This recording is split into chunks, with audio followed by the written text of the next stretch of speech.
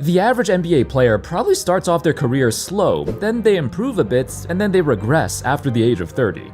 But some have careers that don't fit the normal timeline, with a trajectory that zigzags all over the place. He did it! The Heat win it! Yep, that's me. You're probably wondering how I got in this situation. It's definitely not what they expected or what any of their fans expected when they first joined the NBA. It makes you wonder, how do these players see their careers end up like this, for better or worse? Today, we're taking a look at 5 NBA players with the strangest career arcs you'll ever see. Powell, the cash cow for 3. Oh, he's put it in again! Hey guys, before we continue, I want to thank SeatGeek for sponsoring this video. The NBA season is in full swing, and in my opinion, this is the most exciting season in a while. And with 35 million downloads, over 70,000 events listed, SeatGeek is the #1 rated ticketing app. NBA viewership has been higher than it's been in years, so if you want to be part of the experience, it's as easy as a few clicks. With SeatGeek, you can see the view of every ticket on your app, and each one is rated on a scale of 1 to 10. Green dots mean they're great deals, while red dots are bad. And you already know I've used SeatGeek multiple times for concerts, basketball games, and so much more. Of course, I got a deal for you guys too. Use my promo code ANDYHOOPS10 for 10% off your next set of tickets at SeatGeek. That's 10% off any tickets with my promo code ANDYHOOPS10. Click the link in the description to download the app and have the code automatically added to your account so you can use it later. Thank you to SeatGeek for sponsoring this video.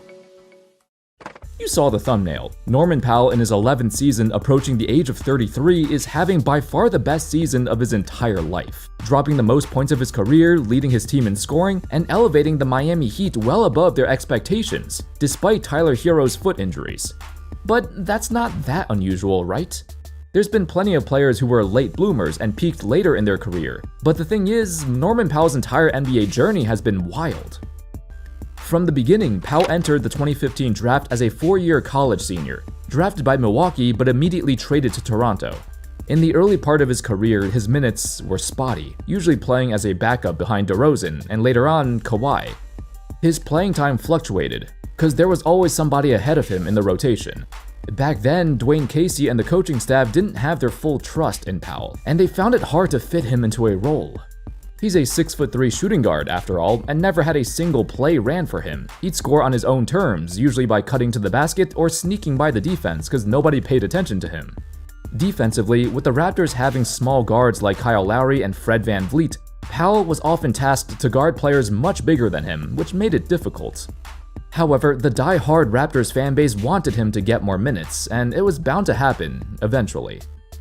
Upon Kawhi Leonard's inevitable departure, the team had no choice but to play Norman Powell, and that decision was everything he yearned for. Norman Powell with the exclamation point! The 2021 season saw him average nearly 20 points a game and played over 30 minutes a game for the first time of his career. In theory, this was perfect for the Raptors, right? You have a guy who improved to the point where he might be a staple of this franchise for years to come. Except, there was a problem. The Raptors were bad. Powell's breakout year was overshadowed by all the injuries that decimated this team, and leading up to the trade deadline, they were in the midst of a 9-game losing streak, when rumors surfaced that they were thinking of blowing it up. I mean, that's horrible timing, during your breakout year and your team decides to blow it up. One disadvantage of being a 4-year college player is the simple fact that you're older. Powell in his breakout season was almost 28 years old at the time, so the Raptors didn't view him as a young player. In fact, they believed he's already peaked, and that was the best season he'll ever have. So when it was time for an extension, Powell got disheartened when he realized he wasn't going to get one. He stated, "They could have paid me what they paid Gary Trent and kept the band together. I wanted to be with my boys, so yeah, let's go to the negotiation and see what's beneficial for both and see what we can do." This is what Powell said in response after he got traded at the 2021 deadline to Portland for a much younger Gary Trent Jr. And the Raptors chose to give him an extension instead of Powell, believing the 22-year-old Trent had way more potential than Powell ever had. Well, in hindsight, they were completely wrong. Nowadays, Powell is playing his best ball ever while Trent is dangerously close to falling out of the NBA, despite being 6 years younger. Heck, even in Portland, when Powell proved he could maintain his scoring and three-point shooting at an elite efficiency, and even signing a 4-year $90 million deal, the Blazers felt the same way about him as the Raptors. They felt he was a good player, but not young enough to be a part of their future as they were also rebuilding. So once again, Powell got traded at the deadline 1 year later, this time reuniting with Kawhi on the Clippers. This trade meant he would once again be coming off the bench. He was initially upset because it was obvious he was a starting caliber player at this point.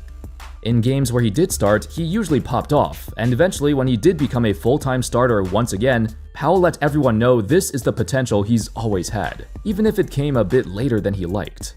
To go from a bench warmer to a self-made starter, to then traded twice due to not being in his team's future plans, to then going back to the bench on the Clippers, and then proving once again he deserves to start, that is essentially the summary of Powell's career. He's always had to prove he deserves to be out there, and what better way to do this than leading a discombobulated Miami Heat franchise that nobody thought would be this good. Yet he's playing the best ball of his career. Al Horford. It seems like Horford has been an old man for the last decade, and pretty much everything about his game is viewed positively these days. Boston loved him for his defense and versatility, and even at an older age, he provides so many intangibles that couldn't be measured in the box score.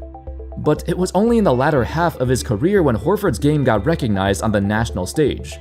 For the first 9 years of his career, Horford got drafted 3rd overall to the Atlanta Hawks, in what feels like a lifetime ago. He was a very different player back then. Despite making some all-star teams, I feel like most folks completely forgot his time there. Early on, he suffered 2 major injuries on both his left and right pectoral muscles, both of which needed season-ending surgery. The second one was a complete rupture that halted the best year of his career. Structurally, there weren't any permanent consequences from those injuries, but it had a psychological effect. After recovering, Horford became a much less physical player. Even his rebounding numbers saw a significant drop due to him being more cautious and throwing around his body less often. Horford even admitted the surgeries impacted his mental, because he was scared of re-injuring himself. This leads us to the 2015 playoffs. The Atlanta Hawks surprisingly won 60 games that year and captured the first seed of the East, with some calling them the Spurs of the East, due to their balanced scoring and sharing the ball amongst everyone. But when the playoffs began, Al Horford got exposed. In the conference finals, he averaged fewer than 5 rebounds a game and got absolutely destroyed on the boards by Tristan Thompson. Then, a year later, the same happened again, with Horford averaging 3 rebounds a game this time, as the Hawks got swept in back-to-back years. The fans were perplexed at how their all-star center became this soft and got manhandled like this. Those 2 series against the Cavs single-handedly made the Hawks question his value, to the point where they were willing to let him walk for nothing. Yet when he arrived to Boston, his career did a 180, and it made folks realize he was a far more skilled player than we thought. Horford attempted more threes in his first 2 years in Boston than the 9 seasons in Atlanta combined. He even shot over 40% from 3 in 3 different seasons in Boston, which the Hawks didn't even know he could do. His passing, however, was a skill they knew he was good at, but didn't let him take advantage of it often. And defensively, the dude was defending prime Giannis despite being in his late 30s. Goes to his left, spins back in and blocked by Horford. Defense is usually the first thing to regress as you age, but Horford became a better defender as he got older. All the years of frustration that Hawks fans had became completely buried under his newfound success in Boston. Perhaps it's because Horford was never meant to be the first or second option, and instead found out he's way better at doing everything else and filling in the holes this young team needed. Andrew Wiggins. Wiggins was never a bust, per se, but being labeled a LeBron James plus Kobe Bryant hybrid before the draft, that's basically impossible to live up to. With that said, he really did underachieve in his first 5 years in Minnesota. Instead of being this all-around dominant athlete, he funneled all of his talent into one skill: mediocre mid-range shooting. Around the time Wiggins entered the league was also the same time where analytics basically concluded that taking contested mid-range shots is not good basketball, unless you're like Kevin Durant or someone who's otherworldly at hitting them. The thing is, Wiggins spent so much time in Minnesota trying to be the man, trying to live up to the idea of who he's supposed to be, to the point where he neglected every other part of the game. But when he got traded to the Warriors, it was the perfect scenario for him to reinvigorate his career. They're really good at doing that. We've seen players like Gary Payton II and Sean Livingston revive their careers simply by filling a niche the Warriors desired. So in the span of a single offseason, Wiggins went from a shot-chucking black hole to arguably the Warriors' best role player. For the first time ever, he tapped into his enormous pool of athleticism and used it in other ways, like playing defense and crashing the glass. Plus, he stopped trying to be Kobe and became comfortable standing in the corner to shoot threes instead. In his 2022 playoff run, he averaged 2.5 offensive boards a game and held Jason Tatum to the worst series he's had in a long time. Tatum drives on Wiggins, stops, and a travel. Andrew Wiggins' defense has been sensational. Imagine being the young superstar of a franchise, yet you get locked down by Andrew Wiggins, a guy who was considered a bad defender for most of his career. Wiggins' career trajectory is unique because when a player who everyone prematurely labels a superstar ends up not living up to it, it's hard for them to transition to another role. It could be due to ego or not having the skill to adapt, like Jabari Parker, his draft mate, who fell out of the NBA at the age of 26. But Wiggins not only transitioned successfully, but he had his first ever All-Star nomination on the Warriors. More impressively, he joined the Miami Heat and brought his talent to South Beach with him. Brook Lopez. I like to view Lopez and Horford as two centers with similar career paths. By that, I mean both of them are more recognized in their older years, but that's about the extent of the similarity. For Lopez, what he was known to be good at in Milwaukee was the complete opposite of what he was known for in Brooklyn. On the Nets, the dude was a burly 7-footer with great footwork and a smooth touch in the paint. He didn't shoot threes, he was a poor defender, mostly due to lack of effort, and he suffered 2 serious foot injuries, the big man's kryptonite, and it made us question if he'd ever get healthy. However, every single one of these negatives I mentioned vanished the moment he arrived in Milwaukee. He became an All-NBA defender, a 3-point specialist, and miraculously, his foot problems became a thing of the past. While it was evident by his final year in Brooklyn that he can indeed shoot threes, he went from literally shooting 0 a game to about 4 to 5 in Milwaukee, and nearly won Defensive Player of the Year in 2023 at the age of 34. It's just, since he was the main guy in Brooklyn, they didn't want him flanking out to the perimeter to shoot threes. It wasn't in the game plan to do that. However, in a changing NBA landscape where big men were evolving to do more than just post up, Lopez only had one choice: adapt or get left behind. He adapted. Compared to other traditional post-up bigs like Al Jefferson, for example, he wasn't able to adapt and fell out of the league pretty quickly after he lost his touch. Lopez set the example and led the charge to become the ideal modern-day center who fit perfectly alongside Giannis. Lopez's career arc can best be described as a disrespected center with an antiquated skill set when he came in, to the prime example that every team wants their big man to model after. Every team wants their center to be like Lopez now, whereas before, it wasn't like that. PJ Tucker. There's no career that's remotely comparable to PJ Tucker's. Imagine being a second-round pick, working your butt off to secure a 2-year contract, and then playing just 17 games in the NBA before moving overseas. Tucker's early days in the NBA have been completely forgotten because it was non-existent. Nobody thought he had a shot at making it because his skill set made no sense. Dude was a thick 6'5", a great rebounder, but barely had any skills to be a guard. Most of his points were scored very close to the basket in college, but in the NBA, there's no shot he can do that over real centers. So, as expected, nobody knew what to do with him or how he could fit onto a roster. After 17 games, Tucker spent 5 years overseas. Funny enough, according to Tucker, he actually had several NBA teams reach out to him over that span and try to invite him for workouts. But he was doing very well in Europe and was even the go-to scorer for his teams. He didn't want to leave. NBA teams observed him from a distance and came to the conclusion that he did have NBA-level talent. Tucker, however, made it clear that the only way he'd return was, quote, "If I was going to come back, it would be to a situation where I could contribute and work my way into a position where I could play." He didn't want to return just to warm the bench, he wanted real minutes. It wasn't until the age of 27 when Tucker found the perfect chance to return.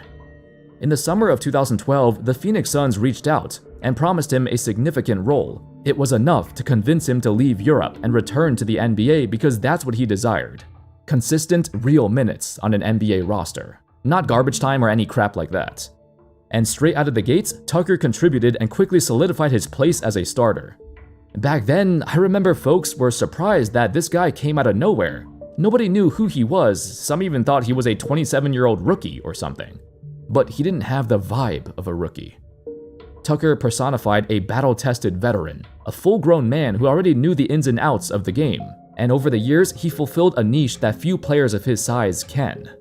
The Suns and other teams were attracted to his ability to guard 3 or 4 different positions, along with his rugged rebounding and being able to pop out and hit threes in a pinch. Tucker provided several intangibles compacted into one player, and most importantly, everyone loved his toughness.